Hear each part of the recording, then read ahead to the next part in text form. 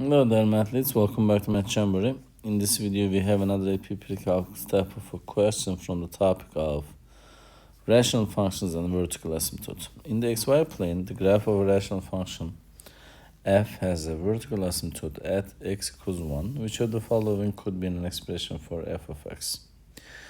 So, rational functions are in the format of a over b, which is numerator and denominators. And the vertical asymptotes is all about the denominator, and they're saying that we have a vertical asymptote at x equals 1. This indicates that we must have an expression when you solve for 0 that's going to give you 1, which is x minus 1. Why? Because when I solve x minus 1 for 0 by making it equal to 0, and x will be 1. So I need to have x minus 1 in the denominator. I don't care about the numerator.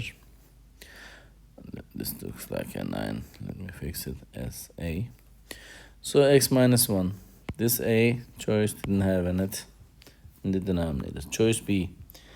When you look at it, we don't have x minus 1 in it. And the choice c.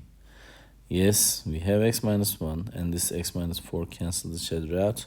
The final version of the rational function becomes x plus 1 over x minus 1. So this is the correct answer then.